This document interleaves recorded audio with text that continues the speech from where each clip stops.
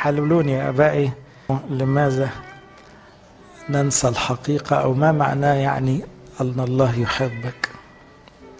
هو موضوع يعني مش واخد نفس عنوان الثمر الروح، بس في رأيي انتوا كشباب، أغلبكم شباب يعني،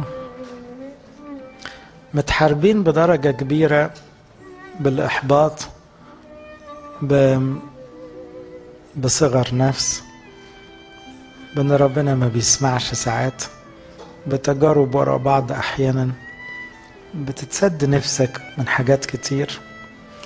فالشيطان بقى المشهور، الكذبة المشهورة بتاعته، يجي يقول لك: وانت لسه مصدق ان ربنا بيحبك؟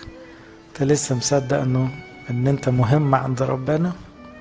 الحتة دي الحقيقة محدش فينا يعني هيعيش ويموت من غير ما يقابلها. انه الحقيقة العظمى حكاية الله يحبك دي مجال للتشكيك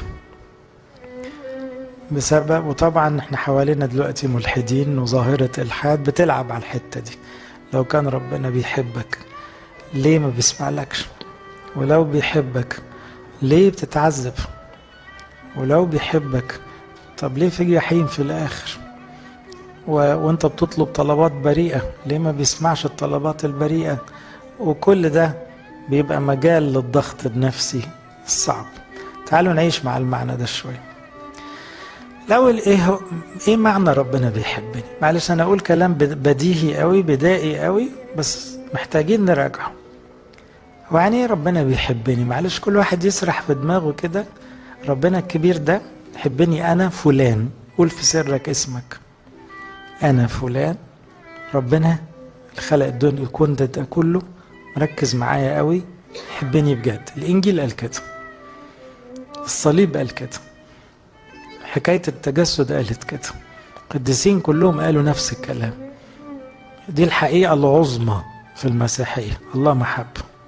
ومع كده كتير ما بتروح منه. أول معنى أن ربنا بيحبني معناه أنه مركز معايا قوي،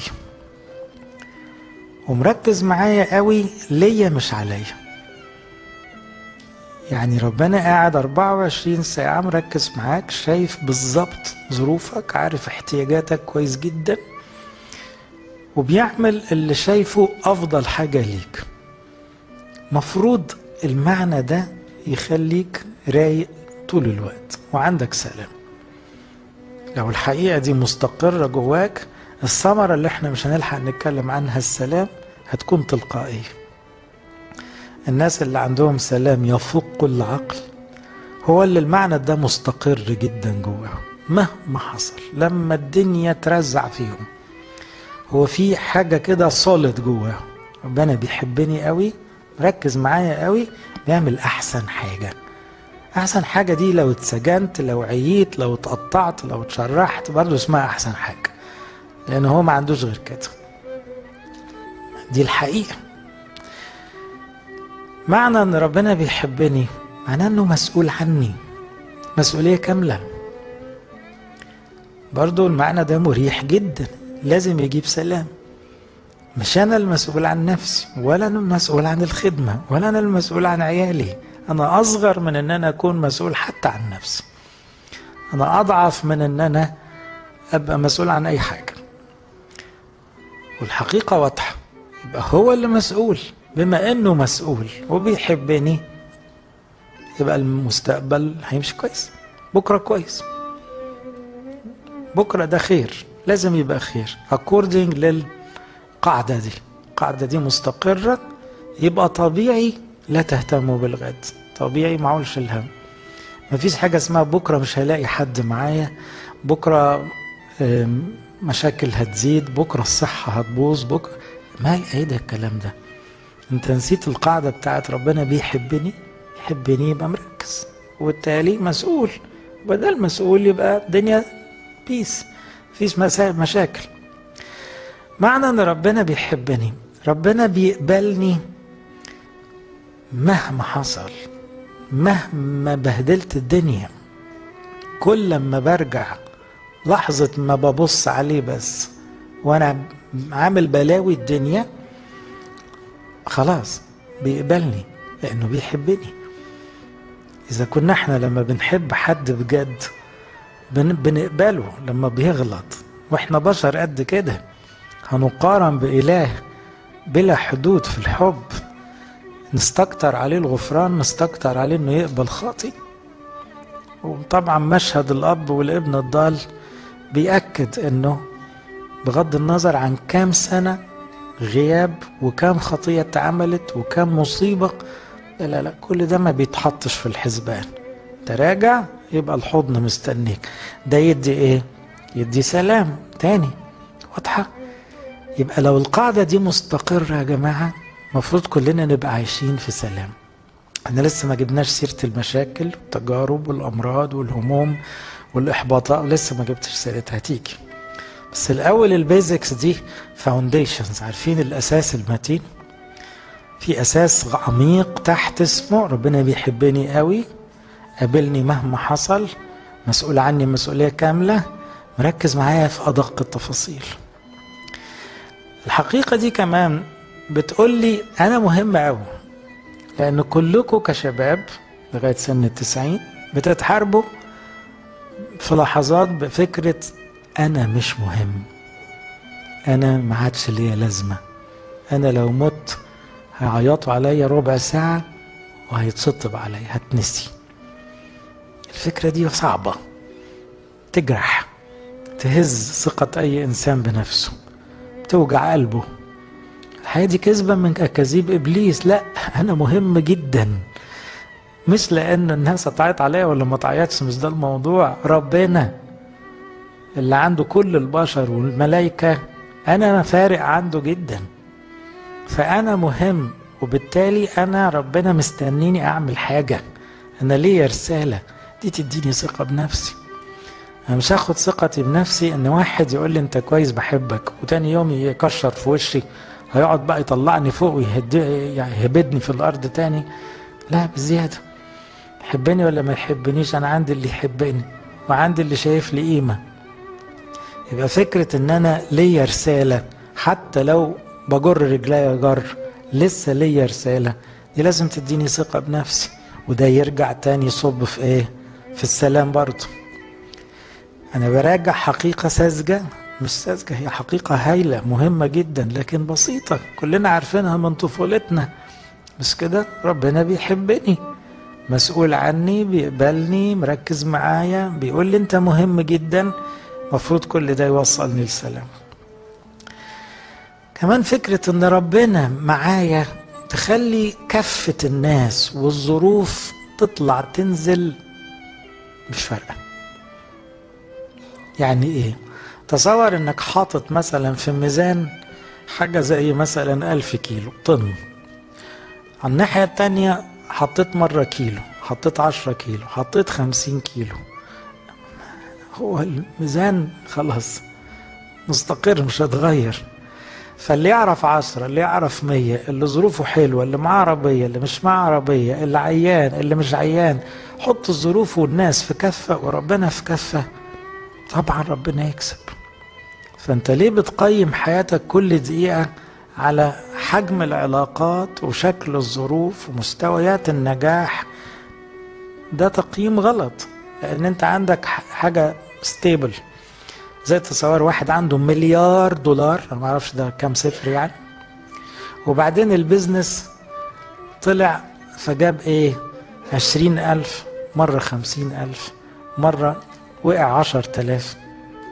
لو عنده $1 مليار في البنك يضحك، اتفرج على الكلام الفارغ ده طالع نازل، ملوش اي قيمة بالنسبة له. الارقام الضخمة اللي عنده مدياله stability.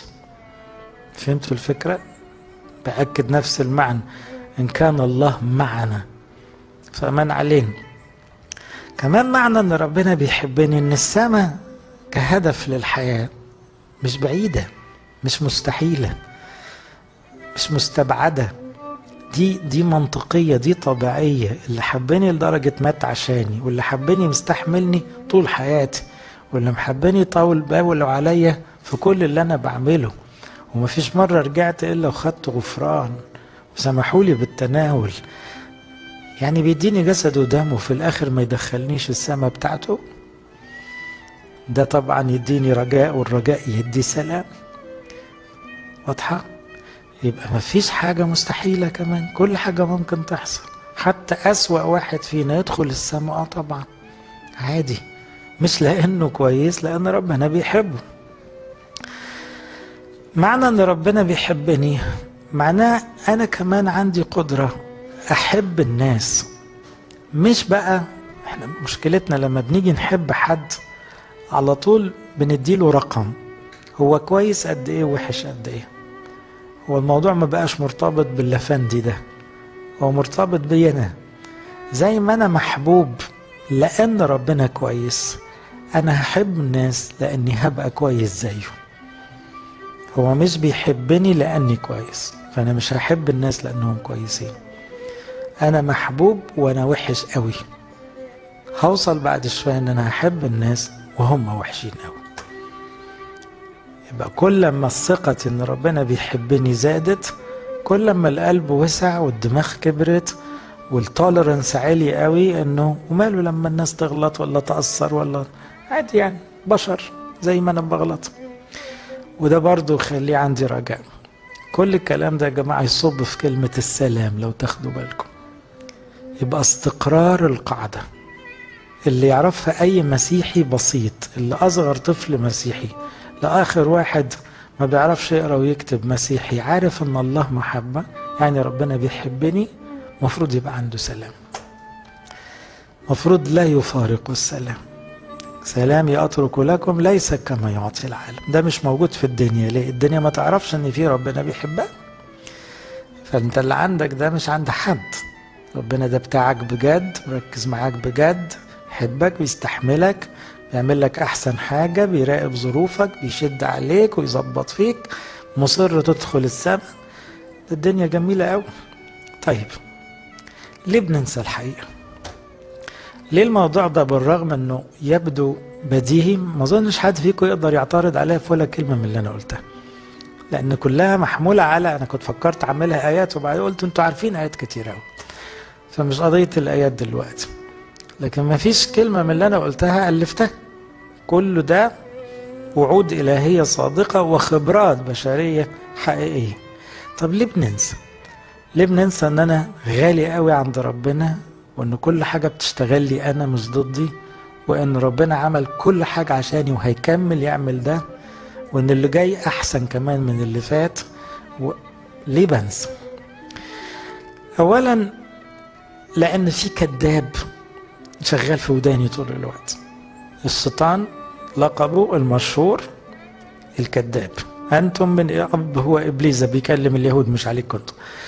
وشهوات أبيكم تريدون أن تعملوا ذاك كان قتالا للناس من بالباد ولم يثبت في الحق، ليس فيه حق، ما تتكلم بالكذب يتكلم مما له، لأنه كذاب وأبو الكذاب. خلي بالكم الكذبة دي صدقوها نص العالم، فنص العالم النهاردة بيقول ما فيش ربنا، ماشي. النص التاني برضو مصدقها بدرجة، لأنه بيقول في ربنا بس ما عندهمش سلام، عايشين وكأن ما فيش ربنا، أو عايشين كأن في ربنا بس مش بيحبهم، وإحنا جزء منهم. إحنا بنصدق كتير الكذبة بتاعت ربنا مش بيحبني كفاية، بدليل ما عمليش اللي أنا بطلبه، الدنيا مش ماشية، مش سهلة، أنا مش سعيد، فكل ده بترجمه كأن ربنا مش بيحبني. بصدق صوتي أنا اللي الشيطان بيقوله لي، وما بصدقش الصورة اللي قدامي الصليب اللي بيأكد لي ربنا بيحبني للدرجة دي، بدليل كل البروميسز اللي بيقولها. بطريقة تانية القديس بولس قال الحتة دي، بقول ليه مش بنصدق حقيقة ان ربنا بيحبني اللي المفروض تخليني عندي سلام يفوق كل عقل، انه اله هذا الدهر الشيطان اللي مسيطر في الدنيا دي في الزمن ده قد اعمى اذهان غير المؤمنين لئلا تضيء لهم انارة انجيل مجد المسيح الذي هو صورة الله. الشيطان بيعمي الناس عن الحقيقة دي بالذات، بعد كده يعمل بيهم اللي هو عاوزه، يمشيهم بقى في سكك المخدرات والإباحية والمادية والفلوس والصراعات والكراهية والحروب. ليه؟ نلغي ربنا ونعمل اللي احنا عاوزينه. فهو عميهم عن الحقيقة. طب أنا هبقى كمان أعمى؟ أنا المسيحي اللي متعمد أقبل إن الشيطان يعميني ويقنعني إني مش محبوب لمجرد شوية ظروف مش ماشية؟ وأنا ياما عارف واختبرت إن ظروف ساعات تبقى مش ماشية وتطلع في الآخر مصلحة. بس هو غباء مني إن أنا مش براجعها صح كل مرة. كمان الإنجيل يقول العالم، نحن نعلم أننا من الله والعالم كله قد وضع في الشرير. يعني محتاجين نراجع كل شوية الحقيقة دي، إن العالم طبيعته معوجة. العالم عايش كذبة كبيرة، التلفزيون ده كذبة، الفيسبوك ده مليان كذب، السياسة مليان كذب، الجرايد مليانة كذب، الشارع مليان كذب، الأشغال مليانة كذب. فالعالم عايش في الشرير. فحضرتك الوحيد اللي معاك الحقيقة وسط جيل معوج ملتوي. ما تديش ودنك بقى للدنيا وتصدق ان ما فيش ربنا، او ربنا ما بيحبش الناس، او انت مالكش لازمة، او انت مالكش قيمة، او انه نسيك، او ان خطاياك هي اللي قفلته منك. كذب يا حبيبي، كذب مشهور، والمفروض تكون واعي بكده. تاني حاجة اللي بيخلينا ننسى الحقيقة، مش بس ان الشيطان عمال ينفخ في الأكاذيب، انه اغلب الناس ناسية الحقيقة.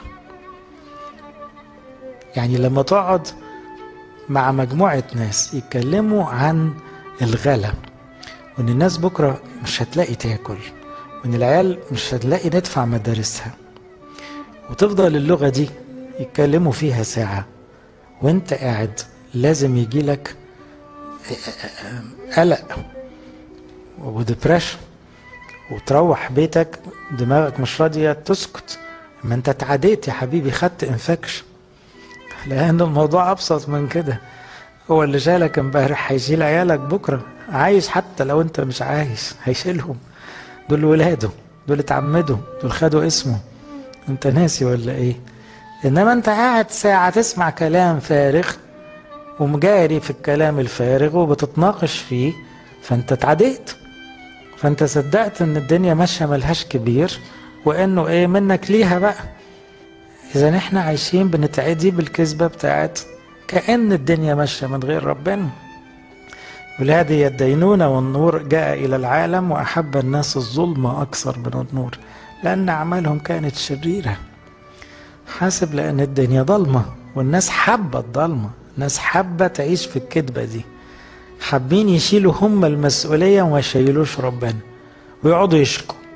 انتوا اغبياء، ما تشيل، ما هو في حد يشيل المسؤولية؟ تقعد انت تشيلها على كتافك وبعدين تقعد تشكي طول الوقت وانت تعمل زيه؟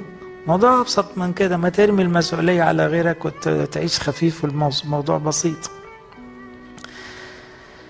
هذه كلها تطلبها الأمم. ده كلام الموعظة على الجبل.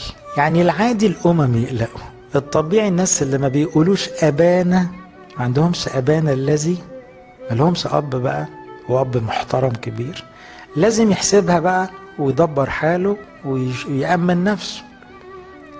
لكن أنت بتقول أبانا الذي كل يوم، وتقول له في الآخر لك القوة والمجد وعظمة. طب خلاص بقى، اللي انت بتقوله يشهد عليك انه ما يصحش تعول الهم، ما يصحش تتضايق، ما يصحش تشك، مش مناسب، لانه ابانا لوحدها ترد عليك. شعبي عمل شرين. احنا بقى في الآية دي على فكرة احنا ينطبق علينا المعنى ده. تركوني انا، الحقيقة العظمى الله يحبني، تركوني انا ينبوع المياه الحية.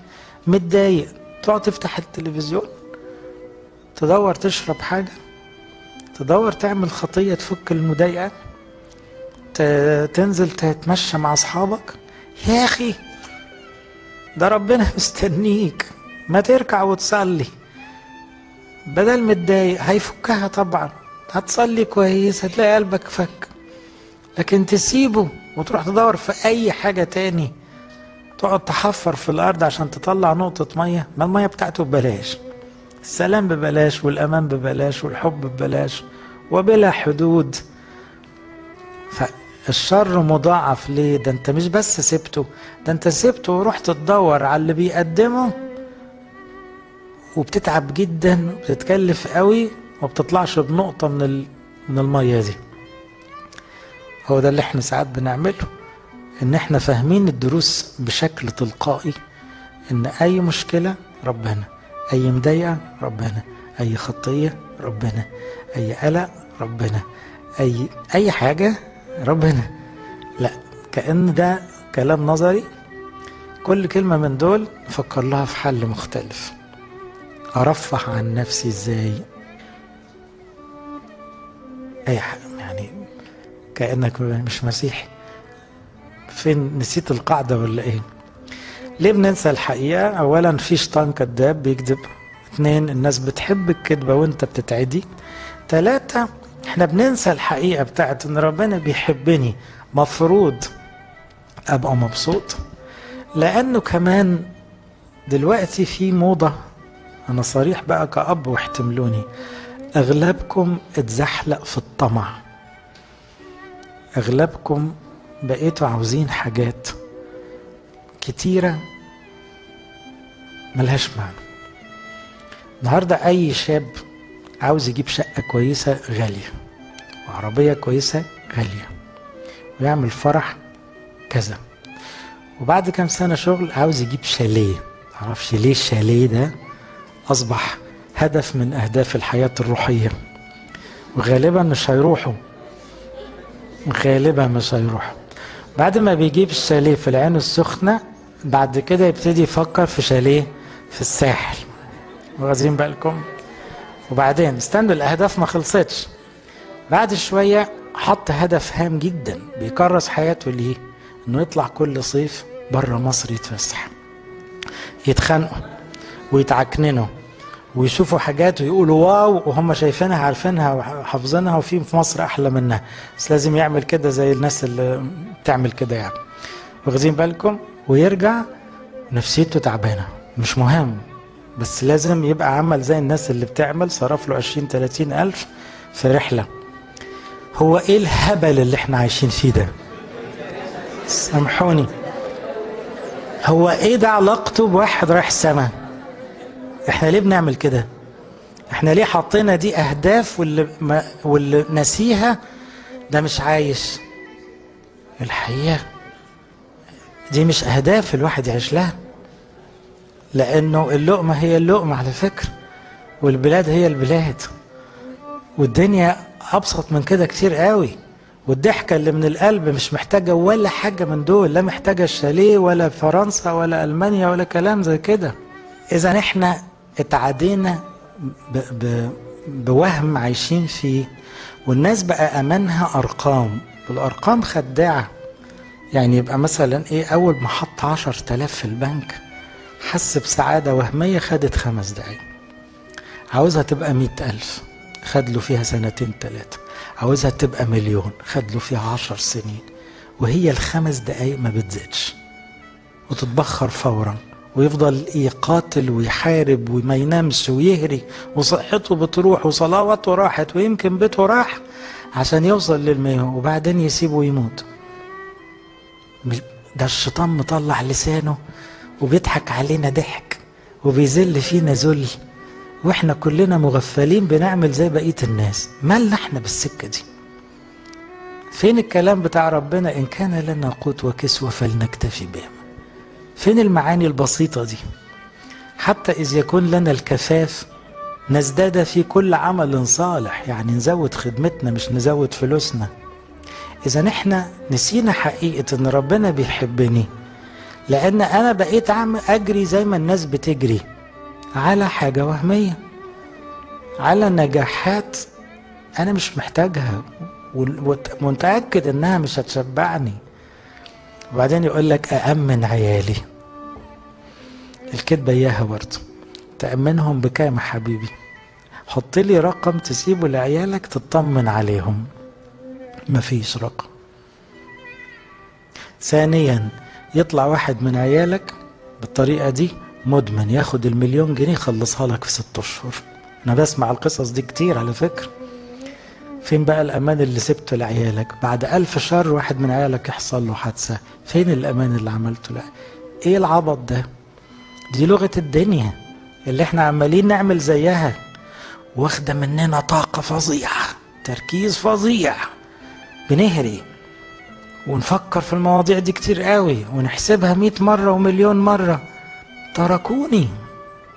عشان كده انت مش سعيد، مش لأن ربنا مقصر معاك، لا خالص، انت باصص على حاجة غلط، انت بتجري في سكة مش مظبوطة.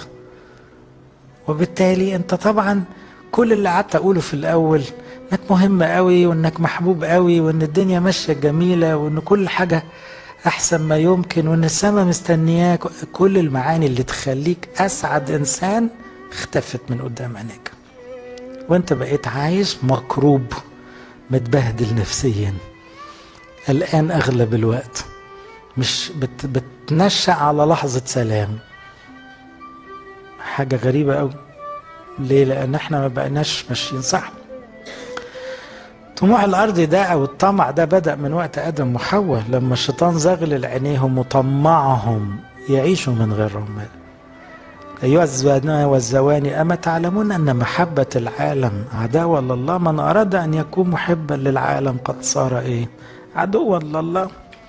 ده الشيطان تجاسر قدم نفس الاوفر للمسيح، واحنا كل حد تجربة نراجع الحتة دي وننساها في يوميها. أعطيك هذه جميعها إن خررت وسجدت لي. طبعا المسيح رد الرد اللي المفروض كلنا نرده. أوفر إيه اللي بتعرضه؟ عالم إيه اللي هتدهوني؟ لو اديتني كل العالم أنا مش سعيد. لو ملكوك على الدنيا أنت مش سعيد. لو معاك عماير مصر الجديدة كلها هتطول في عمرك؟ هتنام نومة هادية؟ هتدخل السماء؟ إيه قيمة الكلام ده؟ أعطيك هذه جميعها. قال له لا لا لا لا، الرب إلهك تسجد وإياه وحده تعبد. اذهب عني يا شيطان، كلام الفاضي بتاعك ده. تاني أنا بقول إيه؟ في حقيقة بسيطة كل ما أركز فيها أرجع لي سلامي. ربنا بيحبني، أنا مهم قوي وليه رسالة، مسؤول عني، كله خير.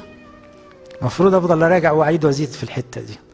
إنما الموضوع بيتسرق مني لأن في كذاب بيضحك عليا، الناس مصدقة وأنا بصدق الناس زي المغفل، كمان بجري في سكة مش بتاعتي، كله بيجري وأنا بجري وراه.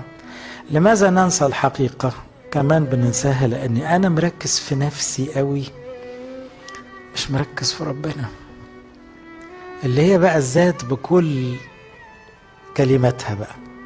تقول صغر نفس، تقول كبر نفس، تقول كبرياء، تقول كرامة، تقول إحساس الدونية، أيا كان المسمى، هي معناها فلان اسمك شاغلني. بس باظت، لأن ربنا قال لي أنا مشغول بيك، خليك مشغول بيا، نعيش أحلى عيشة، أبقى أنا شايلك شيل وأنت مركز معايا أنا. بص شوف الدنيا تمشي إزاي. ينكر نفسه، دي بداية الطريق الروحي. إنما اللي بيقول يا نفسي يا نفسي ده شخص غبي. أخطيت كلنا. أقول لنفسي يا نفسي ليكي خيرات، يا نفسي استريحي، يا نفسي كلي واشربي، يا نفسي افرحي، يا نفسي البسي، يا نفسي اسبقي الناس، يا نفسي باني واظهري، يا نفسي يا نفسي. الخيبة دي يا غبي هذه الليلة تطلب نفسك منك. الوهم الكبير، لأنه بدل ما تقول يا نفسي كان لازم تقول إيه؟ يا رب نفسي أريحك، نفسي أفرحك، نفسي أرضيك زي ما بترضيني. اللي يفضل يقول يا رب مش يا نفسي، ده اللي عايش صح، وده اللي عنده سلام، وده اللي منتصر، وده اللي مش فارق معاه كام ولا كام واحد يعرفه أو يحبه خالص. لكن اللي بيقول يا نفسي هيفضل تعيس لأنه حبس نفسه جوه نفسه. تعبير جميل في الحكمة يقول في الأمثال: أكل كثير من العسل ليس بحسن، وطلب الناس مجد أنفسهم ثقيل. يعني لما يفضل الواحد نفسه يتمجد عند الناس، ده زي اللي كل عسل لما موعت نفسه وجاله حموضة، فيعني انت ليه بتجري ورا كلام فارغ؟ ايه يعني الناس تقول لك انت ليك شاطر قوي؟ في ناس عايشة عشان تسمع كلمة مديح، عايشة بكده، اللي بيحركها طول الوقت الكلمة الحلوة. طب ربنا كله بيقول لك كلمة حلوة، بيقول لك يا حبيبي، بيقول لك يا ابني، بيقول لك يا بنتي، بيقول لك انا معاك طول الوقت. الكلام الحلو ده كله ما يسواش، وتدور على كلمة حلوة من حتة بني آدم تافه يطلعك فوق وينزلك تحت. احنا بننسى الحقيقة لأن ذاتنا شغلانة، مش عارفين نتعلم إنكار النفس. 5، المشغولية والإنجازات. للأسف أحيانا مشغولياتنا وإنجازاتنا بما فيها الخدمة بتنسيني متعة الله يحبني. فاهمنا؟ تاني أنا بقولها لنفسي الحتة دي بقى، عندي الحتة بتاعتي، إنه أحيانا من كتر طموحات الخدمة ومشغوليات الخدمة بنسى أتمتع بربنا اللي معايا، اللي بيحبني، لأنه الخدمة هتمشي بيا وبغيري، والإنجازات دي إنجازاته هو، وأنا شاغل نفسي زي مرسى تهتمين وتضطربين لأجل أمور كتيرة. مفيش ولا أمر من حاجة مرسى غلط، مرسى ست طيبة تهتمش بحاجات وحشة، مش بتتمشى في المولات وتشتري شوبينج، يعني دي قاعدة في البيت عمالة تخدمهم، ومع هذا لا مش سعيدة، مش سعيدة. ففوقها قال لها النصيب الصالح، أنا موجود، أنا معاكي، متضايق وأنا أنت بتخدمني، ما الخدمة دي تركنها على جنب وصلي، أنا معاك. فهنا أحيانا المشغوليات والإنجازات تسرق مننا سعادة الإحساس بوجود ربنا، جمال العشرة مع ربنا. أحلى حاجة في الخدمة إنك إيدك في إيده، إنك جنبه، إنك تبعه، إنك شغال عنده. دي أجمل حاجة في الخدمة. بتعمله إيه مش مهمة، دي بتاعته. موضوع مشي ولا ما مشيش أنا مالي، شغله، كفاية عندي إن أنا جنبه وتبعه. فهنا عندي عليك أنك تركت محبتك الأولى. يجوز في بداية الخدمة كان ده إحساس جميل قوي، يا هبقى خادم اشتغل عند ربنا، يبقى اسمي مكتوب مع الخدام، أنا بحبه قوي. طب راحت فين بحبه قوي دي؟ أنت بقيت بتحب التايتل، بقيت بتحب السمعة، بقيت بتحب كلمة الناس المشجعة، ولا بتحبه هو في ذاته؟ هو ما راحش. على فكرة أي حاجة ممكن تروح، الخدمة هتروح ليه؟ لأنك طبيعي هتعجز وتسيبها للي بعديك، مش كده؟ الكرامة هتروح، لازم كله هيتنسي. الفلوس طبعا حتى لو موجودة هتروح قيمتها، لأنه ما زي ما تقروا جامعة 12 لو معاك أكل الدنيا وانت عجوز مش مستطعم، فالموضوع مش فارق. إنما الحاجة الوحيدة اللي مش بتروح أبدا هي ربنا نفسه، وهو معك وجنبك. لو اكتشفته يبقى انت خلاص عايش في سلام طول الوقت، ما فيش فارق معاك اي ظروف. عشان كده اختم في كلمة ايه؟ اثبتوا في محبتي. ضمنيا انا بتكلم عن ثمرة السلام والوصول ليها من الاكتشاف البسيط بتاع ايه؟ ربنا بيحبني، انا فلان باسمي، مركز معايا وبيقبلني ومسامحني عن اللي فات، شايف لي شوفة كبيرة قوي، المستقبل كله في ايده، السما مستنياني. كل ده كلام حقيقي هو قاله مش بيكذب. فهو اخر حاجة عاوز احفظها لكم تعبير الكتاب الحلو ده، ممكن تثبتوا في محبتي، يعني ما تسيبش حاجة تضيع عليك لذة الحب الإلهي. عيش قصة حب مع ربنا طول حياتك، تلذذ بالرب،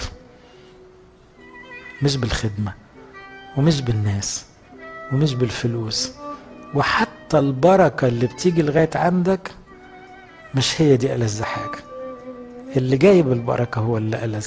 اثبتوا في محبتي، يقول كما أحبني الآب كذلك أحببتكم أنا، اثبتوا في محبتي. عشان تثبت في محبة ربنا في تعبير لطيف كده في التثنية، مرة خدناه واجب من 7-8 سنين في الأنبا برام. احترز لألا تنسى. تلاقي الكلمة دي متكررة على الأقل 10 مرات في التثنية. احترز لألا تنسى. احترز لألا تنسى ان المسيح مات عشانك. احترز لألا تنسى انك بتقول على ربنا ابوك. احترز لألا تنسى انك كنت معكوك في خطية وسطر عليك وشالها كأنها ما حصلتش.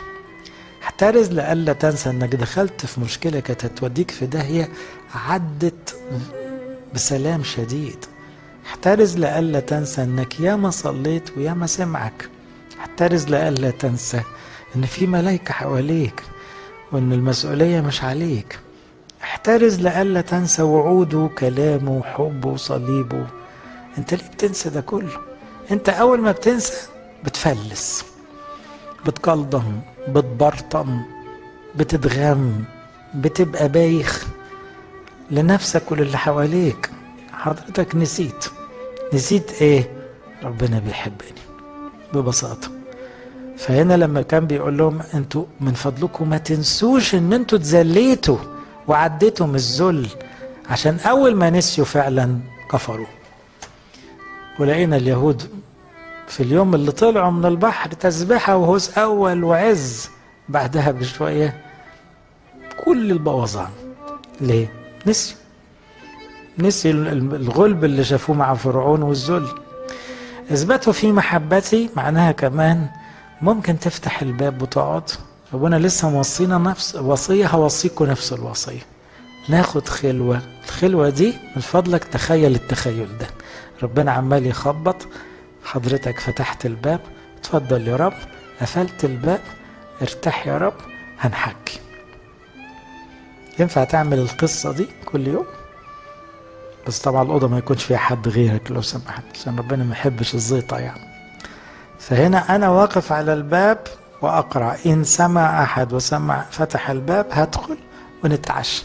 نتعشى على حسابه طبعا، كلامه الحلو اللي هيقوله لك. هو على فكرة مجمل العشاء إيه؟ أنا بحبك قوي. فأنت هتلاقي نفسك طاير بعد العشوة دي لما ربنا نفسه بيقول لك أنت مهم قوي وأنا بحبك قوي.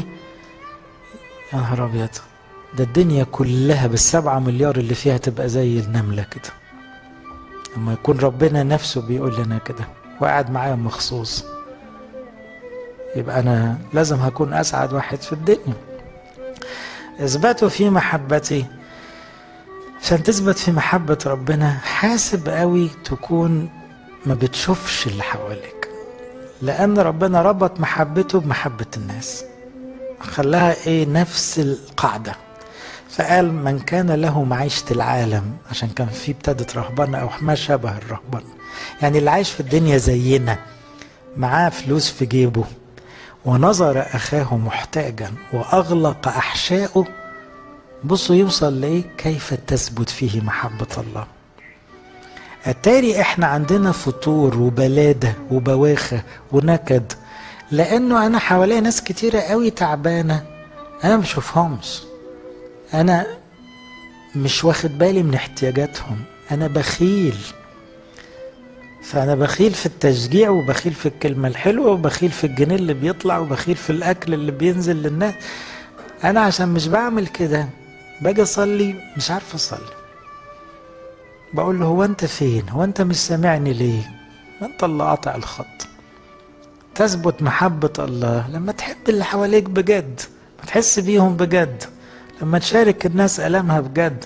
روح مستشفيات وروح فقراء عشان تشوف العالم الحقيقي اللي بيئن. انت بتئن من كلام فارغ بالنسبة لناس تانية.